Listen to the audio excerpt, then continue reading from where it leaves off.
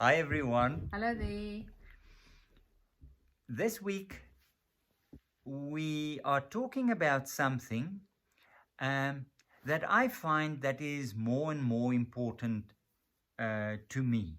Um, I find that uh, if I can, if I can attend to that or work with it, or I don't know what exactly the phrase is, it really, really helps me. Um, it's a rich experience. So I have this longing to go deeper into it, but simultaneously, I find that I often struggle with it. Mm, mm. The two aspects are often intermingled when I'm busy with this. You want to tell us about No, I'm just going to say it? you And should leave it guess. at that. Leave it at that. You should. I'm guessing you're struggling with flow in your life. Oh, you're so clever. Yeah.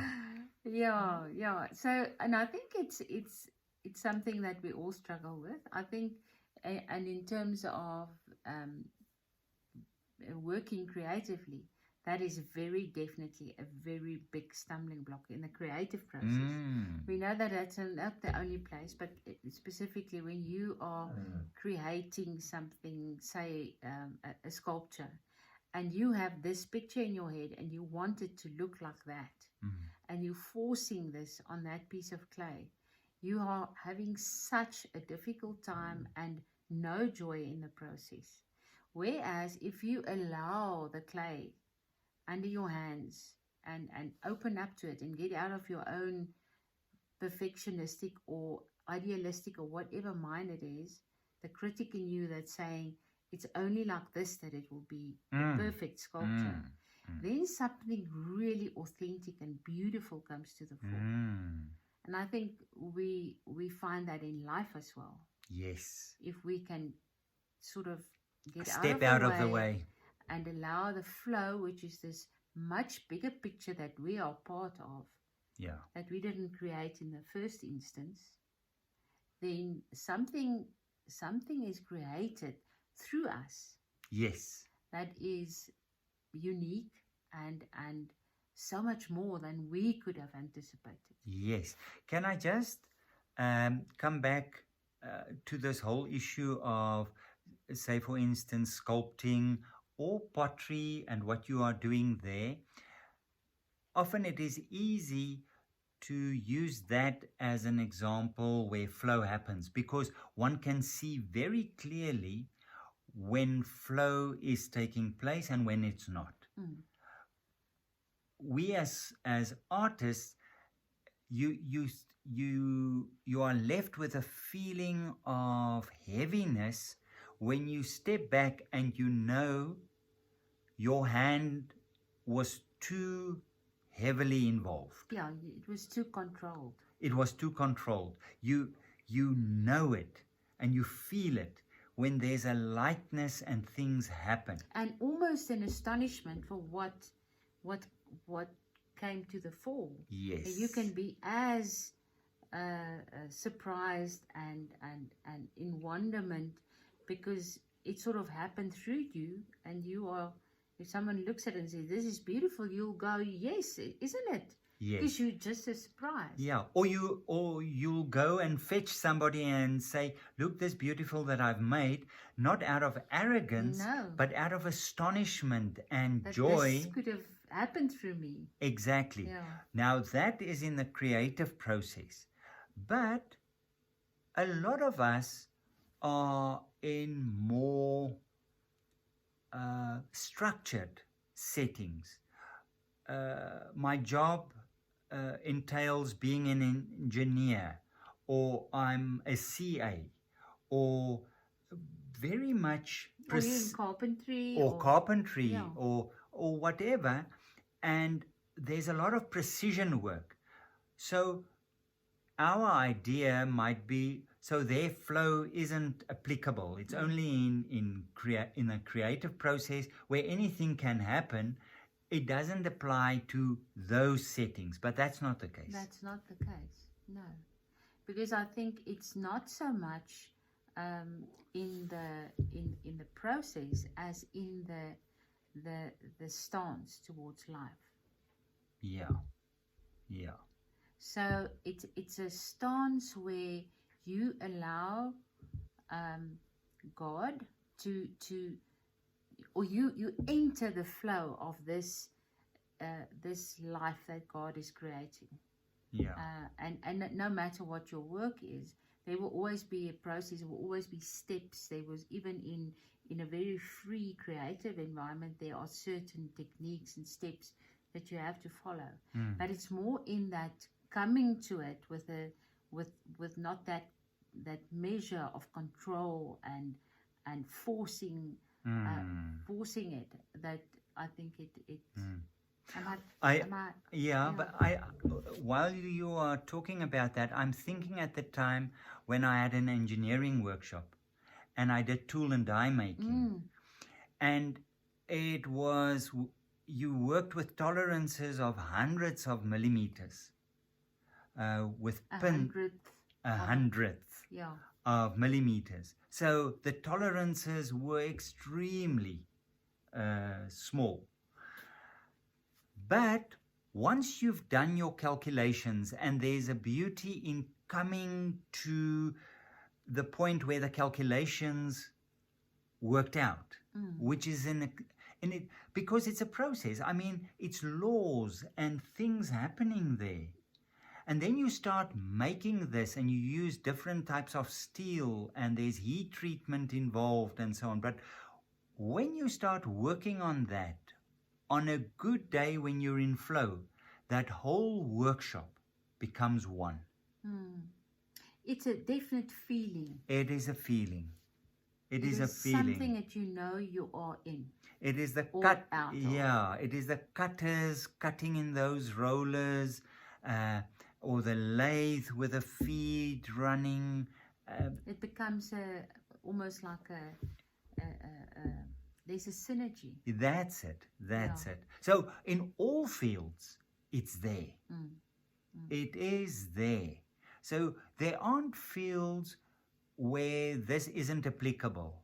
Yeah, but I think in terms of our conversation, very much so also in life, where we often have discerned something that we really know that we should get into, should do, should stop doing, or and we are so scared to take that first step or that to take the leap, because in our heads or other people, there are so many opinions and facts that from where we stand makes this look totally impossible, or even ridiculous, or even irresponsible.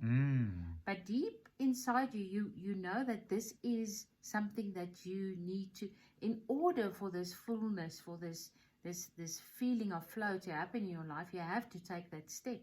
Yeah. And I think in terms of that, it has to do with faith. That we are not the creators of this whole. It's almost like we see this small little step that we have to take, and like it's the only main thing, and we have to manufacture this whole thing as we go along, which is not the case. And you have this beautiful metaphor of a river, which ties in to all the things that come into play, the resources and everything that comes into play once you start with that. I just want to say that it's also so important in terms, for me, what helps me to form the basis in spirituality. Is in spirituality, because in spirituality, that's where I tap into the bigger picture. Yeah, so it starts there. It starts there. And then from there, it's applicable to all things. Yeah. Can I just also say this? I think it's very difficult to start it there if you don't have an image of God, of benevolence. Yes. That God is working things out for you in a way that will be beneficial, not just to you, but to everybody, to the world, to all of creation, that we can trust that. So I think it also starts there in spirituality, where how do you see God? How do you feel that you can even trust God with your life? Yeah. Or the process that Or the is process, unfolding. yes. So that being said, and I think maybe we should have a next conversation where we talk a little bit more as to how do you get to flow. We'll get to that, but now just describing it, coming back to that whole image of the river and flow, because the mere fact of flow indicates there's movement. And then about the resources. When we stand on the side of the river, one can be very realistic and name all the things that will cause this not to work. From where you stand. From where you stand on the side of the river. Yeah. You can name all the obstacles. You can name all the things that makes it totally illogical. And even imagine the strength of the stream and the depth of the river and everything. I mean, you can, Yeah.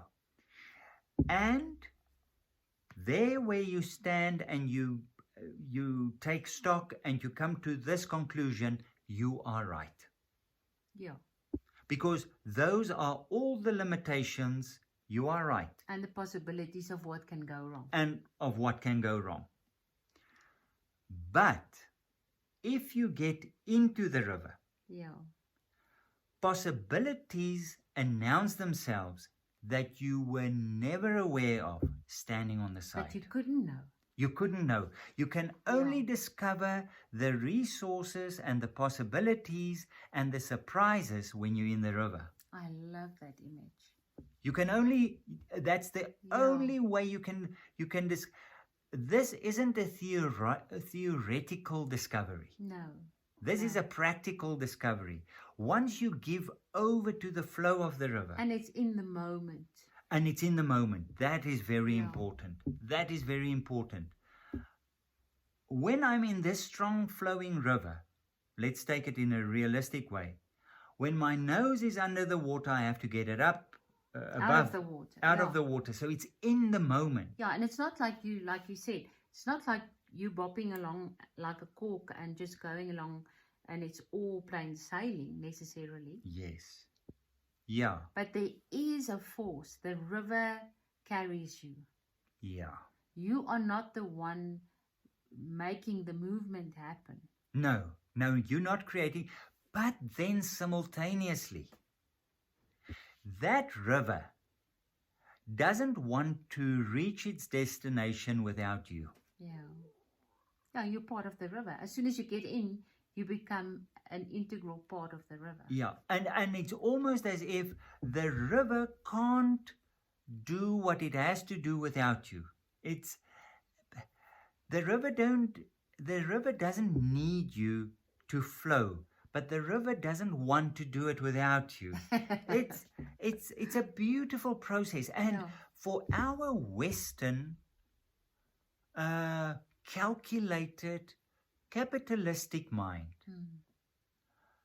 it is very, very difficult to buy into that. Yeah, and it feels, the ego kicks and screams because it's unfamiliar. It's going where you don't know where you're going, allowing, surrendering into something. Yes. It's like Julia Cameron says, jump and the net will appear. Yeah.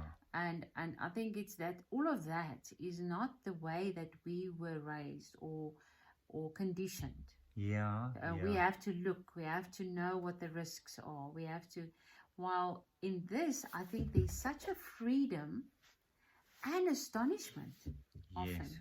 And I think the thing for me, when I do manage that, is that feeling of aliveness. Extremely. Because I think that ties into what Richard Rohr says, where he says the opposite of faith is not doubt, but control. Mm, mm. Because if you believe in something, if you trust something, you don't need to control it. No, no. Yeah.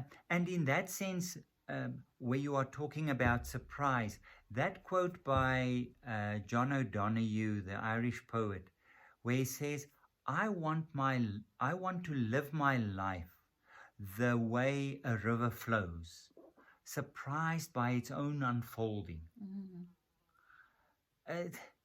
It's such a beautiful image. Beautiful. So I know that this is a treasure that I want to tap into more. And sometimes I experience it, sometimes I struggle with it, but I don't want to discard it. No, because it makes life very narrow. Yeah, if I do. Yeah. Yeah.